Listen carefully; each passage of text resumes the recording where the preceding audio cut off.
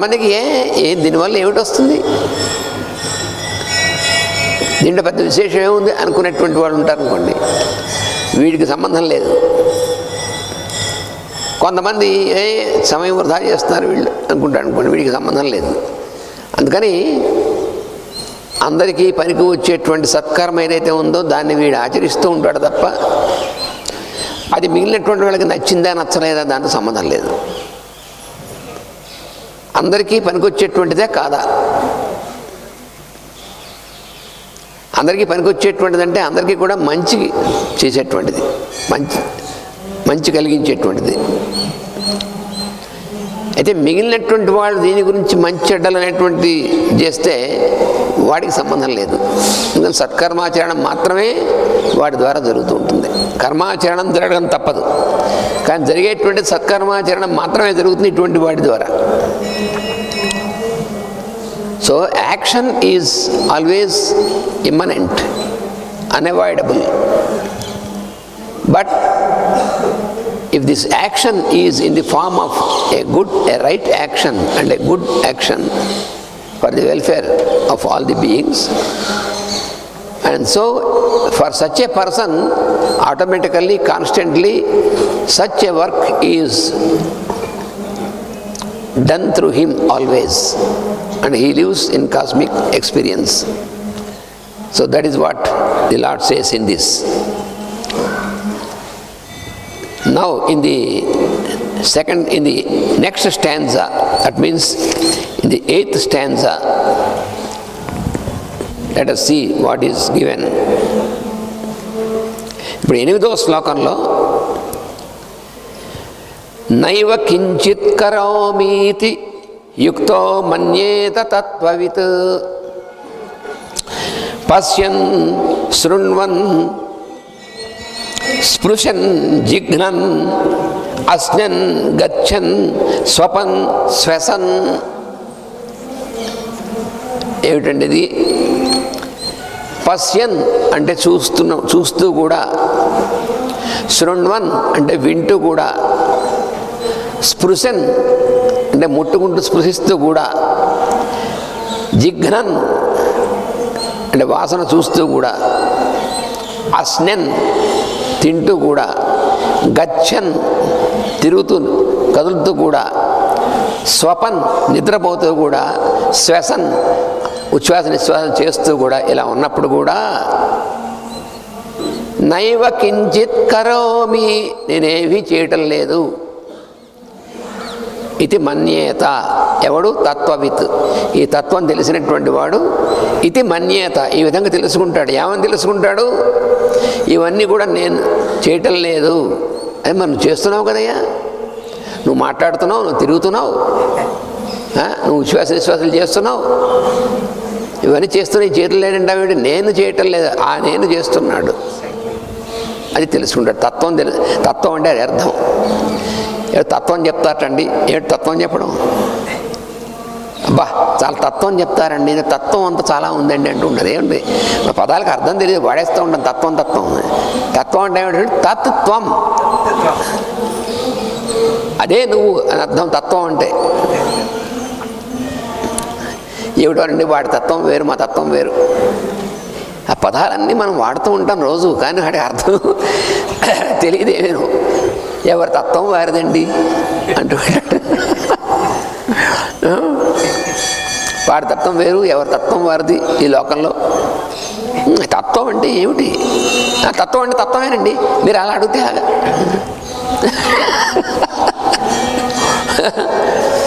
తత్వం అసి, తత్ త్వం అసి. తత్ అంటే అది, అంటే బ్రహ్మం. ఏదైతే అందులో ఉన్నటువంటి అంతర్యామి ఉండడం దాన్ని తత్ అంటారు. సంస్కృతంలో తత్ అనేటువంటిది నపుంసకలింగం. పరబ్రహ్మం అనేటువంటిది ఏదైతే ఉందో దాన్ని అతడు అని కానీ ఆమె అని కానీ అనరు, తత్ అది అంటారు. అంటే అందరిలోనూ ఉన్నటువంటి ఒకే ఒక వెలుగు ఏదైతే ఉందో అంతర్యామిని, దాన్ని తత్ అంటారు. ఆ తత్వం అదే నువ్వు అయి ఉన్నావు. తత్ త్వం అసి, అది తత్వమసి అంటే. తత్వమసి అని గోవాలు చేస్తుంటారు. ఏంటి తత్వమసి? ఉపనిషత్తుల వాటిలో ఏదైనా చెప్పారు తత్వమసి. మన భాగవతం వాటిలో కూడా తత్వమసి అది అని చెప్పారు కదా. తత్వమసి అంటే ఏమిటంటే, ఒక ఆయన చెప్పాడు తత్వమసి ఏమిటంటే తత్వం మసి అయిపోయినటువంటిది అని చెప్పాడు. అదేమిటిది? ఒక పాపం ఆయన పండితుడు అనుకుంటారు. తత్వమసి అంటే ఏమిటండి అంటే, ఇదంతా కూడా తత్వం కానీ శరీరతత్వం, ఇదంతా కూడా ఒకప్పుడు మన వెళ్ళిపోయినంత కాలిపోతుంది కానీ మసి అయిపోతుంది, అదేంటి తత్వమసి అంటే అని చెప్పాడు.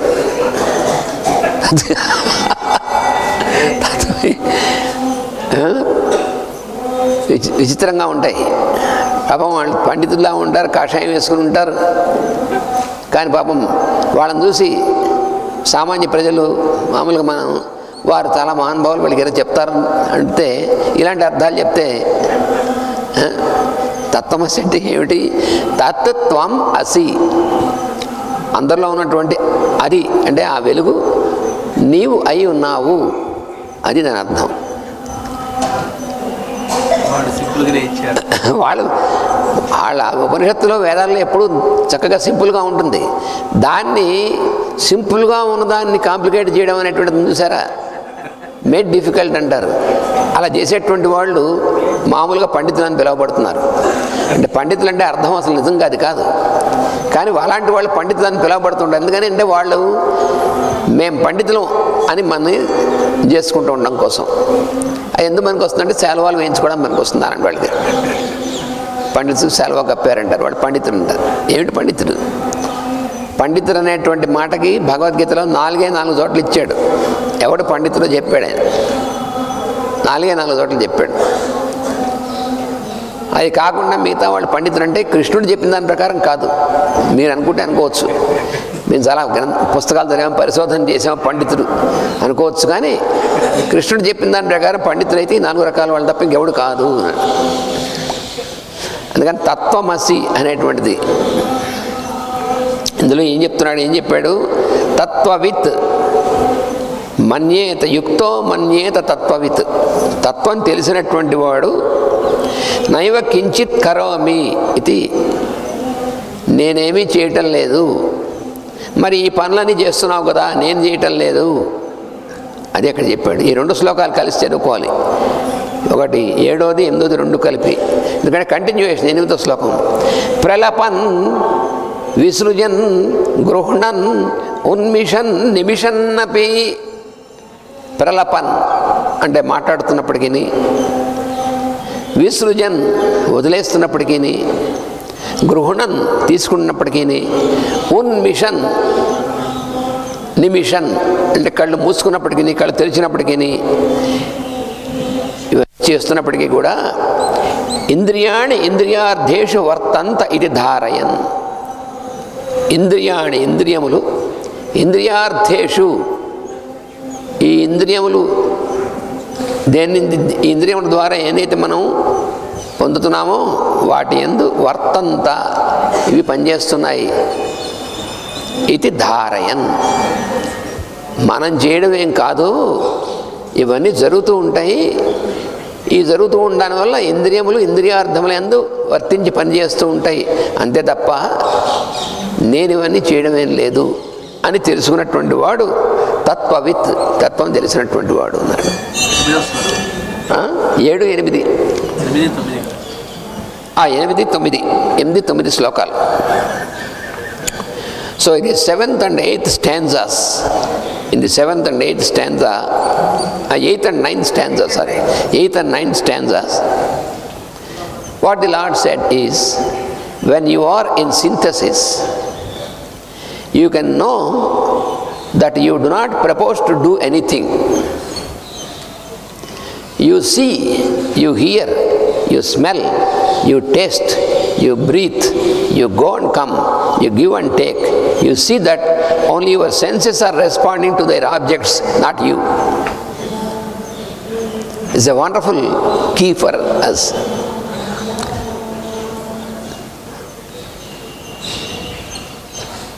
Because in our daily life, in our mundane life, it appears as if we are doing so many things. We think that we are doing. We do not realize that we do not propose to do anything. Why? Because it is our senses that are responding to their objects. Our senses, they are habituated to respond to the objects of the senses. Suppose there is a good thing before my eye, so my eye responds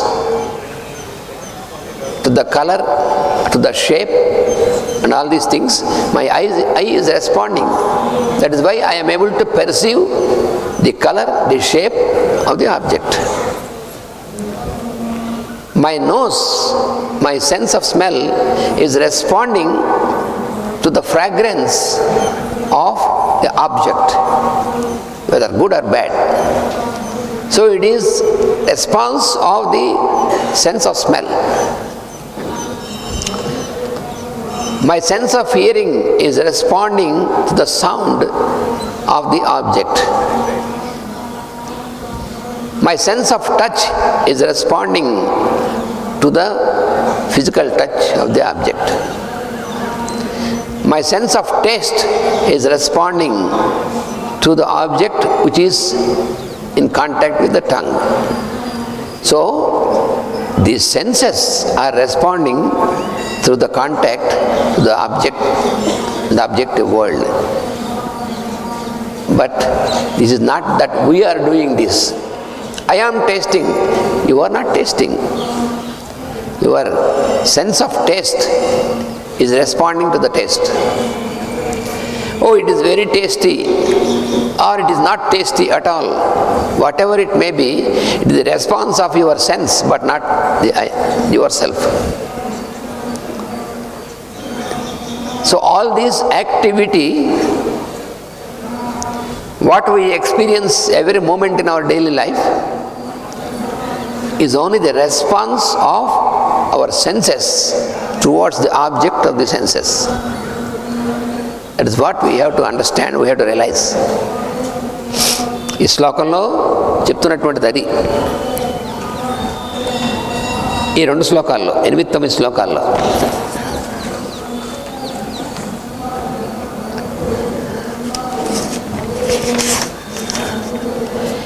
ఈ విధముగా కర్మను ఆత్మతో యోగం చేసిన వాడు తానేమీ చేయుట లేదని గ్రహించును.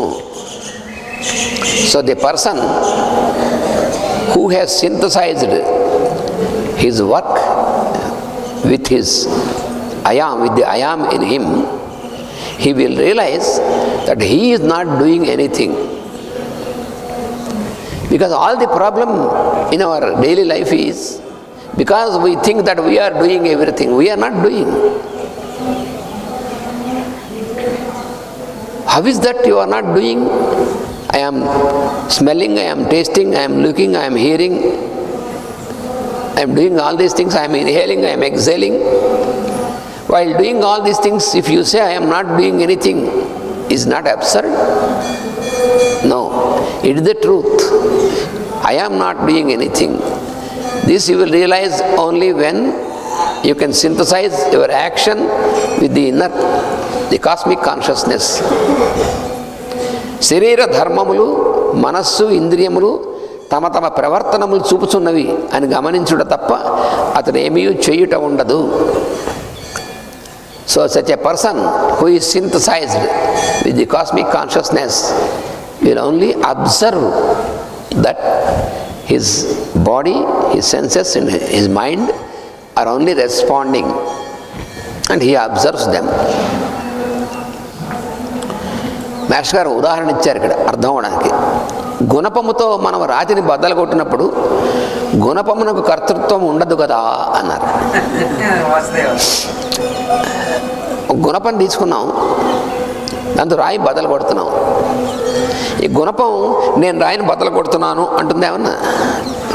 గుణపం ఏం బద్దలు కొట్టదు. అక్కడ గుణపం బద్దలు కొడుతుండే, మనం బద్దలు కొడుతున్నాం, గుణపం కాదు. కానీ మనం గుణపంతో బద్దలు కొడుతున్నాం, అంతేగాని గుణపం బద్దలు కొట్టదు. గుణపం ఒకటి పెట్టి ఉంచాం, గుణపం రాయిని బద్దలు కొట్టాలంటే గుణపమే డయ్యని లేచి అడిగితే సినిమాలో చూపిస్తాడు చూసారా, అలా బుయ్యి అనుకుంటూ లేచి వచ్చి రాయి మీ టామ్ టామ్ అనుకుంటే రాయిని బద్దలు కొట్టాలి. అలా ఏం చేయదు, అదే సినిమాలో చూపిస్తే అవుతుంది కానీ అలా అవ్వదు. గుణపం మనం తీసుకుని దాన్ని గట్టిగా పట్టుకుని బలంతో గట్టిగా కొడితే రాయి బద్దలవుతుంది. ఎందుకంటే గుణపం రాయి బద్దలు కొట్టింది, గుణపం ఏం బద్దలు కొట్టలేదు. So Master has given a wonderful example to explain this. There is an instrument, a crowbar, which is made of strong iron, which we use to break the stone. So when you hold this and break a stone, then if you say that this instrument has broken the stone, that is not true. The instrument will not break the stone by itself. If we make use of the instrument to break the stone, then the stone is broken.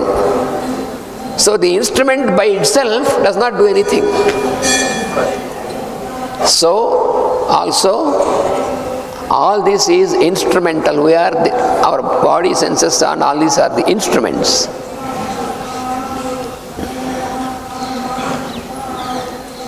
గుణపముతో మనం రాత్రిని బద్దలు కొట్టినప్పుడు గుణపమున కర్తృత్వం ఉండదు కదా. అట్లే వ్యక్తులు కూడా ప్రజ్ఞ ఉన్న గుణపముల వంటి వారు. వ్యక్తులు అంటే ఇప్పుడు గుణపం ఎగ్జాంపుల్ మనకు అర్థమైంది కదా. ఆ గుణపం ప్రజ్ఞ లేనటువంటిది, ప్రజ్ఞ మేల్కాంచనటువంటిది. మనం ప్రజ్ఞ మేల్కాంచిన గుణపం లాంటి వాళ్ళం అంతే. కర్మ ఈ పనులన్నీ మనం చేస్తున్నాం అనుకుంటా, మనం చేయం, గుణపం చేయదు. గుణపం రాయి బద్దలు కొట్టలేదు అన్నట్టుగానే మనం కూడా ఈ పనులు చేయట్లేదు. గుణపాన్ని ఉపయోగించి మనం అయితే రాయి బద్దలు కొడుతున్నామో అలా మనం ఉపయోగించి కర్మలు మన ద్వారా జరుగుతున్నాయి, అంతేగాని మనం చేయటం లేదు. కంటికి చూచుట, చెవికి వినుట సహజమైన శక్తులు. అవి వర్తించుండుట గమనించి జ్ఞాని శరీరమును కూర్చుండి చూచుండును. So this instrument simply, because just like how the instrument does not do anything by itself, so also we should remember, we should understand that we are like conscious instruments. Just like the iron instrument is an instrument but without consciousness awakened, we are also instruments but awakened with awakened consciousness, but still we are instruments. So we are like instruments. This we have to remember. So the capacity to see for the eye and the capacity to hear for the ears, they are natural phenomenon. So the one who knows this sits in the body and keeps observing that these are working. He is only an observer. So be an observer. That is what we have to remember. We should observe what is happening. Then you will not get into any problem. If you get involved in this, then you get into problem. Let them do what is to be done. So it is not so. You have to practice this. తాను చూస్తుంటేనే అజ్ఞానం అనుకున్నాను కనుక దృశ్యం యొక్క మంచి చెడ్డలు వానికి బంధించను. నేను చూస్తున్నాను అనుకున్నటువంటి వాడు అజ్ఞాని. నేను చూస్తున్నాను అనుకోవడం వల్ల ఏమవుతుంది, దృశ్యంలో ఉన్నటువంటి మంచి చెడ్డలకు వాడు ఇరుక్కుంటాడు. ఆకలికి ఆహారం తినుచున్నను, నాలుకకు రుచి బాగున్నను, అది దేహ పోషణకు సదుపాయం అని ఎరిగి వర్తించును. ఆహారం తీసుకుంటున్నాడు, అది రుచిగానే తీసుకుంటున్నాడు. రుచిగా ఉంటే మనకి దాంట్లో ఇది వస్తుంది అందుకని అంటుకుంటుంది. కాబట్టి ఆ రుచి లేకుండా, రుచి పచ్చి లేకుండా చేసుకుంటే మనం యోగ సాధన ఏమీ చేయదు. రుచి లేకుండా ఆహారం తీసుకోవడం వల్ల కానీ, లేదా అసలు ఆహారం తీసుకోకుండా మన శరీరాన్ని కనుక ఎండగట్టినట్టయితే మన శరీరంలో మన వశంలో ఉంటుంది. వశంలో ఉండదు, శవం అవుతుంది. వశము శవము. మన వశంలో ఉంటుందని అనుకుని శరీరాన్ని ఎండగడితే ఈ వశంలో ఉండడం కాకపోగా శవంగా అవుతాం మనం.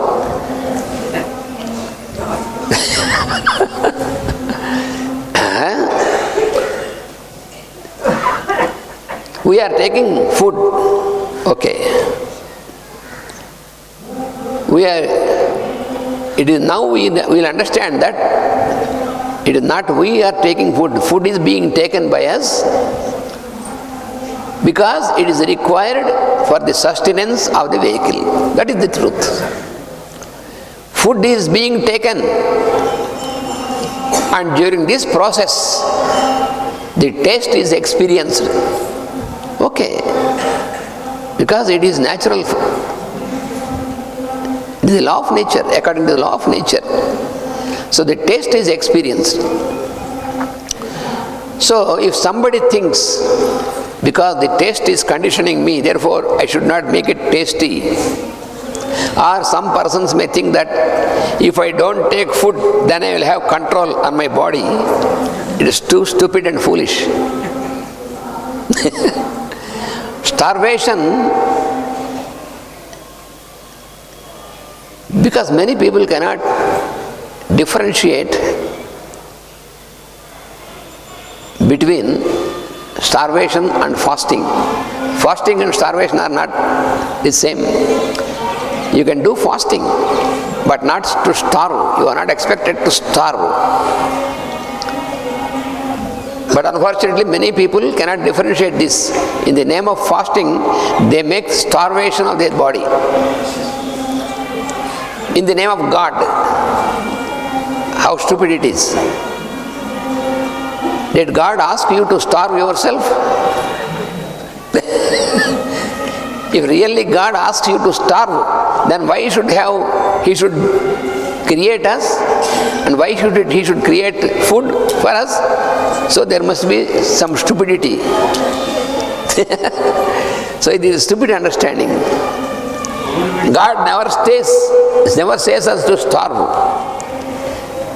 మనకి మనం ఏమి నిరాహారమై ఉండేట్టుగా నేను చెప్పినట్టయితే భగవంతుడు ఆహారాన్ని సృష్టిస్తాడు. భగవంతుడు ఆహారాన్ని సృష్టించి అప్పుడు మనం సృష్టించాడు.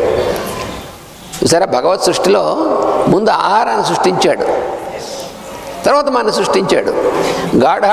God has created the food and then he has created the beings in the order.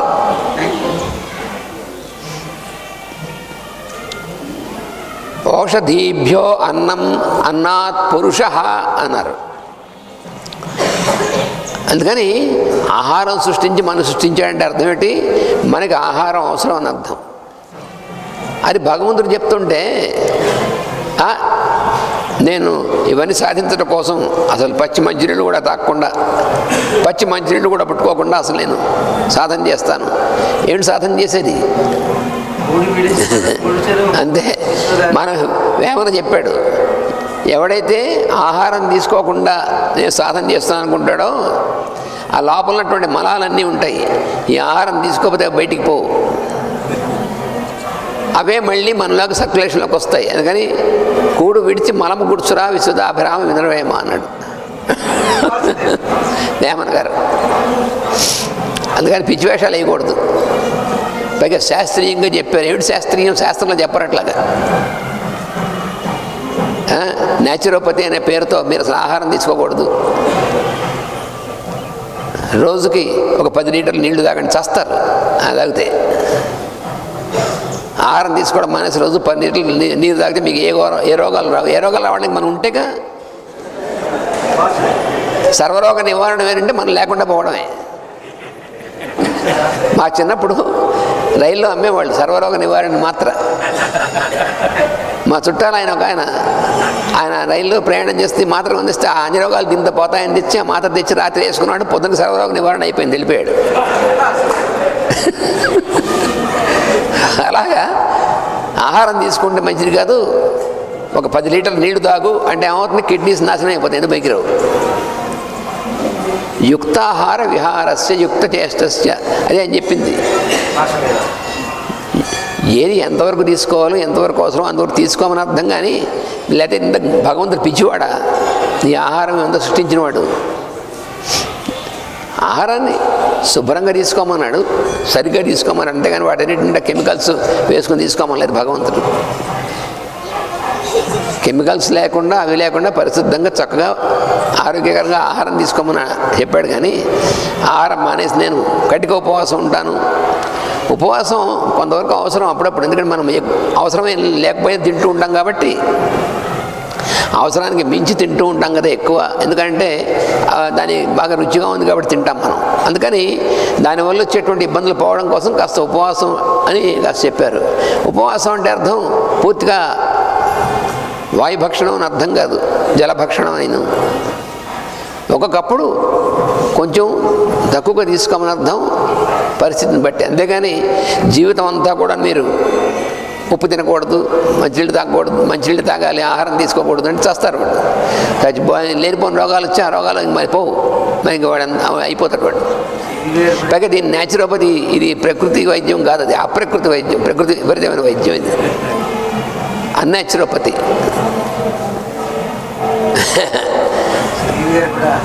ఆహారం తీసుకోకుండా అసలు మనకి అది తేలిక వాటి ఆహారం తీసుకునే అసలు మనం ధ్యానంలో కూర్చోవాలి. మాస్టర్ గారు చెప్పినటువంటిది, అది సివి గారు చెప్పినటువంటిది. So all this is wrongly understood. కంటి ద్వారా మనస్సు చూస్తున్నది జ్ఞాని గమనించను. So the really wise person will realize that it is the mind that is working through the senses. కనుక దృశ్యం యొక్క మంచెడ్డలు వాడిని బంధించును. జ్ఞాని ఆకలికి ఆహారం తినుచునను, నాలుకకు రుచి బాగునను, మరి దేహపోషణ సదుపాయం అని తిరిగి వర్తించును. దేహము ఆహారం స్వీకరించున్నదనియు జిహ్వకు రుచి వచ్చున్నదనియు గమనించుచుండును. కానీ తన యందు ఆరోపించుకొనడు. తన కొరకు అన్నము తించున్నట్లు నమ్మినచో ఆకలి కలిగినప్పుడు బాధలు కలుగుని భయము, రుచి కొరకు భుజించుట, దానివల్ల వ్యాధులు కలుగును. ఆహారము శరీర పోషణమును కనియు, శరీరము మనస్సు ఇంద్రియములు లోకమునకు పనికివచ్చుట కనియు ఎరిగిన వానికి తనకు కావలసినది ఉండదు. So the one who realises that the intake of food and drink and all these only to sustain the body and to live in the body is to work for the cosmic welfare. For such a person, he is always stable and he is only an observer and he is not conditioned or bound by anything. That is what he says. తనకు కావాల్సిందైన భావమే అసత్యం. మనకేదో కావాల్సింది ఉందని అనుకోవడమే అసత్యం. అసలు కావాల్సింది ఏం వేరే ఉండదు, భ్రాంతి. దానివల్లనే దుఃఖము కలుగును. మనకు కావాల్సింది ఏదో వేరే ఉంది అనిపించడం వల్లే దుఃఖం కలుగుతుంది, కానీ వేరే కాదు, అది భ్రాంతి అని చెప్తాను అనమాట. So if we think that there is something which is for our benefit, then it is an illusion. So for such a person who has this realisation is never under illusion. His perception is pure and simple. Vasudeva complete అయిపోయింది. So 8-9 శ్లోకాలు పూర్తిగా అధ్యయనం చేయడం అయింది. అంటే దానికి ఇంకా మనం తెలుసుకుని మనం ఆచరణలో పెట్టాలి. వాసుదేవ. ఇప్పుడు మనకి తర్వాత కార్యక్రమానికి సమయం అయింది. Now it is the next programme follows. Now the program is